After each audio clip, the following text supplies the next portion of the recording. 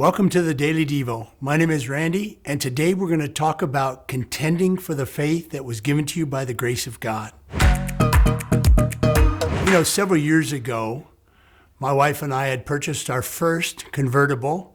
It was a lazy Saturday morning in spring, and we decided to load the back up with our kids, two of them, and we drove to the coffee shop that was our favorite. We sat there, we enjoyed coffee, talked with our kids. We got them back into the car. And as I backed out slowly of the parking lot, a 4x4 truck came up upon us suddenly. He seemed to be agitated. As I cleared that side of the parking lot and moved forward, immediately I was shocked to find a hamburger flying at me, hit the window, bounced off my shoulder, and bounced off the car. I couldn't believe what just happened. As I sat there in shock and the rest of the car in shock, I began to immediately move to response. And my response wasn't Christ-like. I wanted to do something about it. But I knew behind me were two precious, amazing little kids that were watching me to see what would I do in this moment with my faith in God. It was that moment that caused me to realize I needed to contend for my faith, that it represented Christ and not me. Jude is writing, and Jude says this in chapter 1, verses 2-4, and he's writing about this idea of contending for your faith. Listen to the words as I read them. Mercy, peace, and love be yours in abundance, dear friends. Although I was very eager to write to you about the salvation we shared, I felt compelled to write and urge you to contend for the faith that was once for all entrusted to God's holy people. For certain individuals whose condemnation was written about a long time ago have secretly slipped in among you. They are ungodly people who perverted the grace of our God into a license for immorality and to deny Jesus Christ, our only sovereign and Lord. I like the way he writes this. He starts out by saying, I compel you.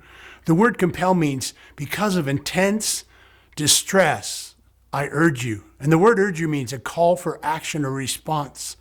And the action he's calling for is to contend. The word contend here means to give intense effort to accomplish something. It is the imagery of an athlete who is giving his all to win the race. What does it take for an athlete to win a contest? The athlete must believe it is a noble thing that he's doing and therefore exerts his whole energy to win that race. Jude is calling us to remember our faith is a noble thing given to us by God. And then he warns us. What is amazing is he doesn't tell us how to contend. He warns us to contend. And he gives us the reason why. And the reason is because certain people have snuck in unaware and are beginning to call the grace of God a license to do what they want, a license to sin. The Bible teaches us that we are bought with a price, the precious blood of Jesus. We don't belong to ourselves anymore. We belong to God. So how do we contend for our faith today? There are three things that come to mind. The first is we keep our relationship fresh with God. We spend time in prayer and worship and reading the Bible daily. The second thing is we realize our faith is lived out among those around us. Our children, our family, our friends, our neighbors, our coworkers. It's not lived in a bubble by ourselves. And the third thing we do is we realize we were never meant to live life alone. We contend for our faith by living in community.